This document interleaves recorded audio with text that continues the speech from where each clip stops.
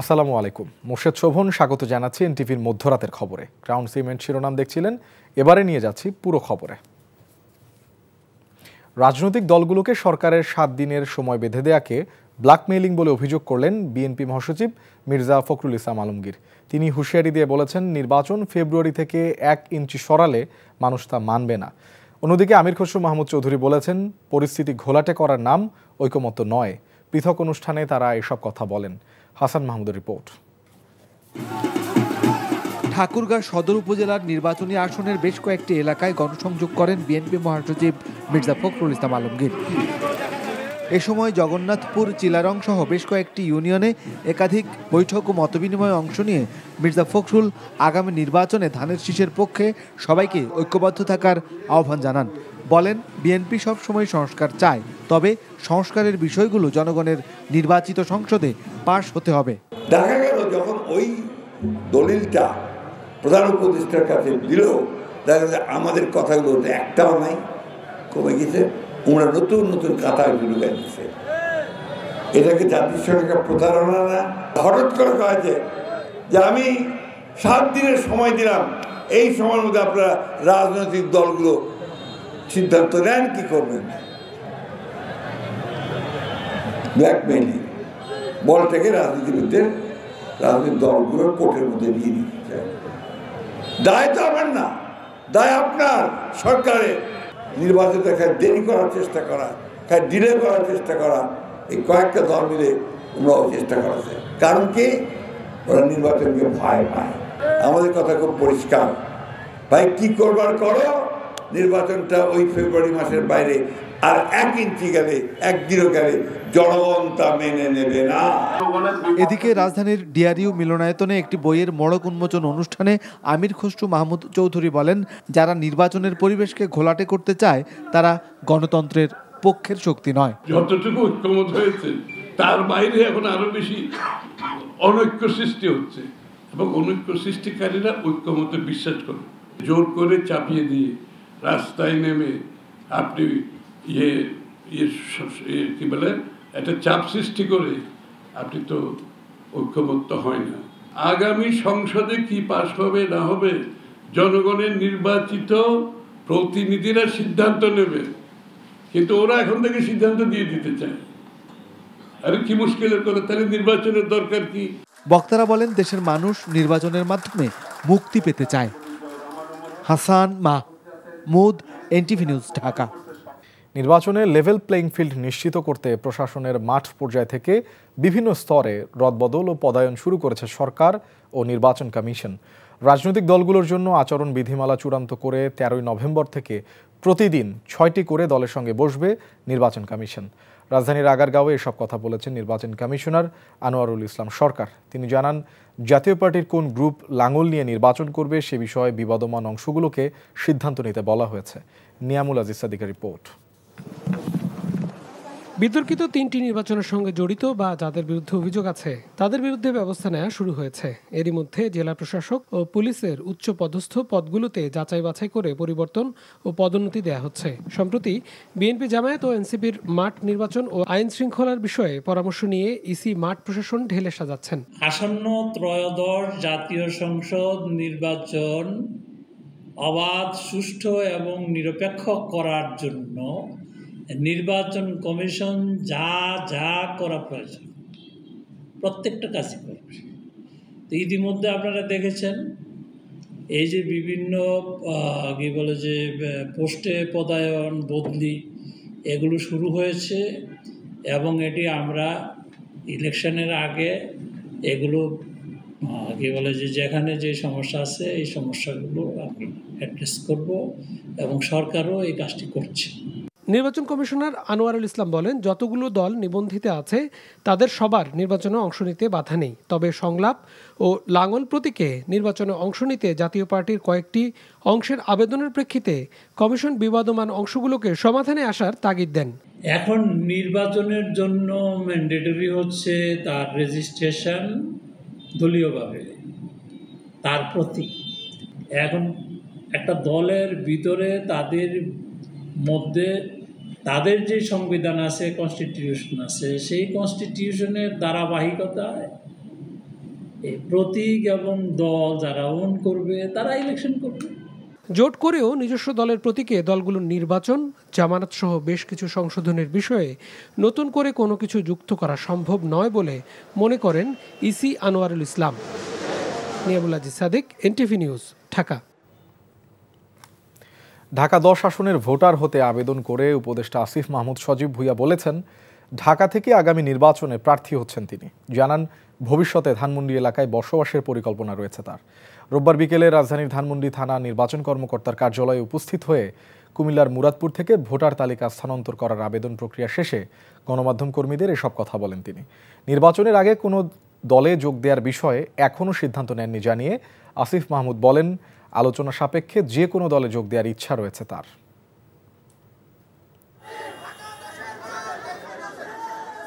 থেকে নির্বাচন করব এটা মোটামুটি নিশ্চিত। সেই জায়গা থেকে নিজের ভোটটাও ঢাকায় নিয়ে আসা, কারণ ভোটটা যাতে অপচয় না হয়। আমি যদিও ভোটার হয়েছে আগে, কিন্তু কোনো নির্বাচনে ভোট দিতে পারি নাই। 2টা নির্বাচন আমি ভোটার হওয়ার পরে হয়েছে, 2018 সাল, 19 সালে এবং 2024 সালে, এবং আপনারা জানেন যে এই সময়ে কেউই ভোট দিতে পারেনি। এই নির্বাচনে যাতে ভোট দিতে পারি সেটা নিশ্চিত করলাম। নির্বাচন কোথা থেকে করবো এই বিষয়ে এখনও চূড়ান্ত কোনো সিদ্ধান্ত হয়নি, তবে ঢাকা থেকে করবো।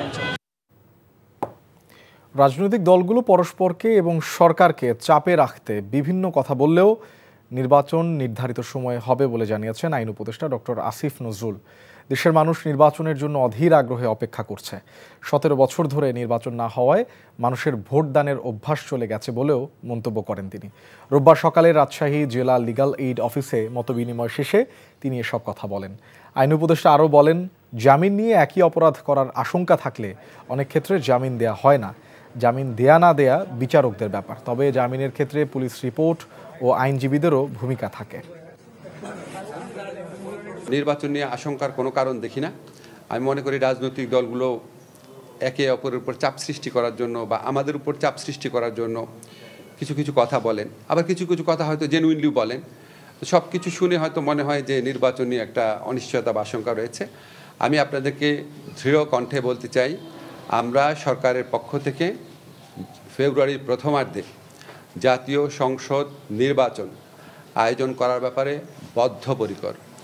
এটার সাথে সম্পর্কিত বা এটাকে বিলম্বিত করার কোনো ইস্যু আছে বলে আমরা মনে করি না।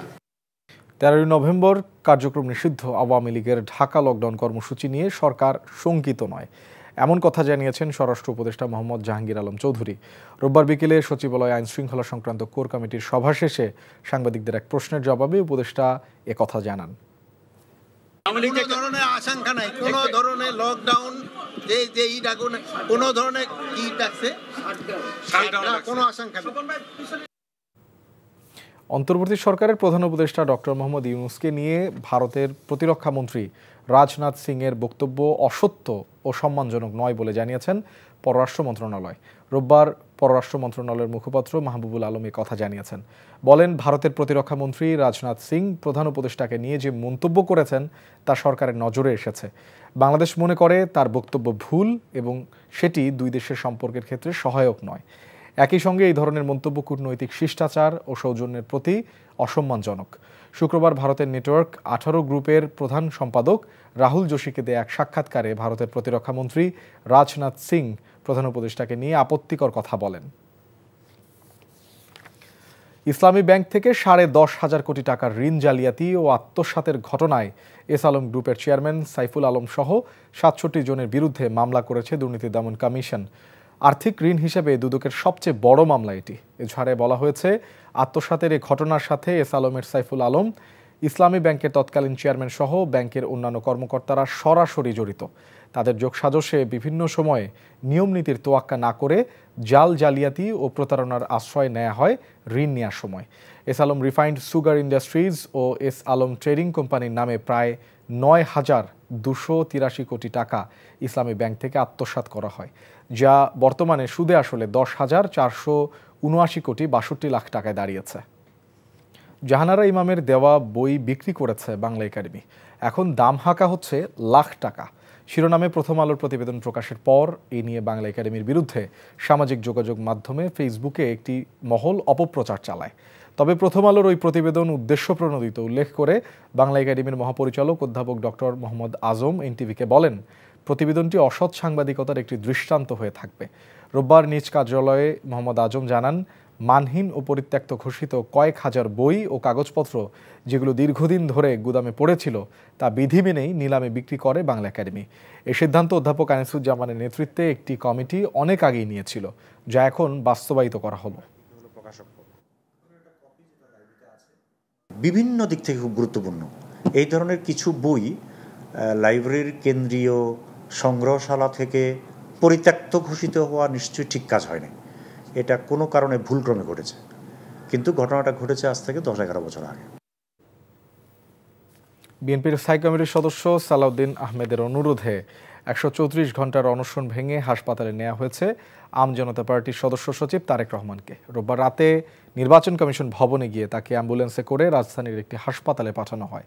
তবে শর্ত পূরণ না করায় নিবন্ধন দেওয়া সম্ভব না, এমন মন্তব্য করেছেন নির্বাচন কমিশন সচিব আখতার আহমেদ। এর আগে সকালে ঢাকা 6 আসন থেকে বিএনপির মনোনয়ন পাওয়া ইশরাক হোসেন দেখা করতে আসেন আম জনতা পার্টির সদস্য সচিব তারেক রহমানের সাথে। তার দলের নিবন্ধনের বিষয়টি পুনর্মূল্যায়নের অনুরোধ করেন তিনি। সালাউদ্দিন আহমেদ বলেন, তারেক রহমান ফ্যাসিবাদ বিরোধী আন্দোলনে ভূমিকা রেখেছিলেন। নির্বাচন কমিশন তাদের দলের মনোনয়নের আবেদনটি মানবিকভাবে বিচার করবে বলে আশা প্রকাশ করেন তিনি। আমি ব্যক্তিগতভাবে নির্বাচন কমিশনের সংশ্লিষ্ট মাননীয় কমিশনারের সাথে কথা বলেছিলাম যে তার বিষয়ে বোধহয় ন্যায় বিচার করা হচ্ছে না। তারা আশ্বস্ত করেছিলেন যে বারবার সময় দিয়েছিলেন যাতে পুনঃ তদন্ত করে সেগুলো বিবেচনা করে, কিন্তু বারবারই দেখা গেছে যে মাঠ পর্যায়ে তার প্রতি সুবিচার করা হচ্ছে না। বিপ্লব ও সংহতি দিবস উপলক্ষে নাটোরের সিংড়ায় বিশাল শোভাযাত্রা ও সমাবেশ করেছে বিএনপি।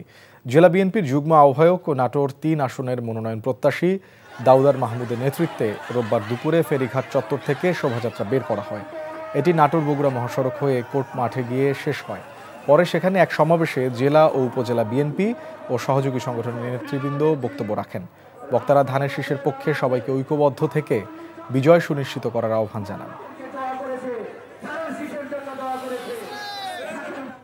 খাগড়াছড়ি জেলা কারাগারের দেওয়াল টপকে পালিয়ে যাওয়া 2 হাজতির মধ্যে একজনকে আটক করা হয়েছে।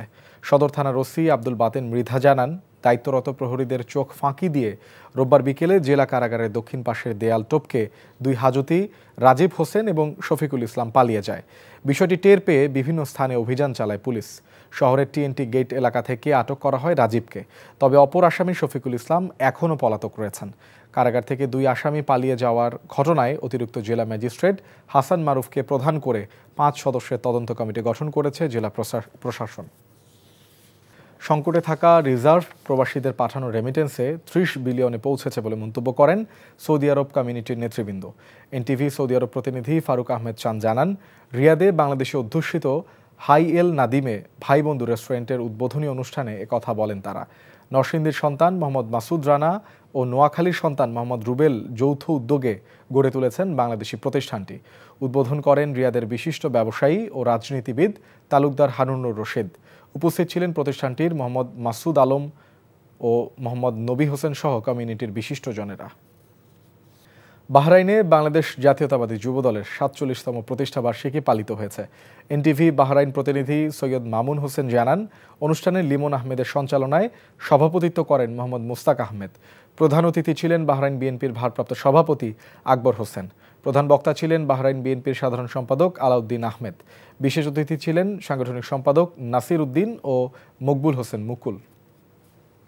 এ ছিল মধ্যরাতের খবরে। এই খবরের ভিডিও সহ আপডেট জানতে ভিজিট করুন এনটিভি অনলাইন www.ntvbd.com। এছাড়াও এনটিভির জনপ্রিয় সব অনুষ্ঠান ও খবরের আপডেট জানতে ভিজিট করুন আমাদের ইউটিউব ও ভেরিফাইড ফেসবুক পেজ। ধন্যবাদ সবাইকে। শুভরাত্রি।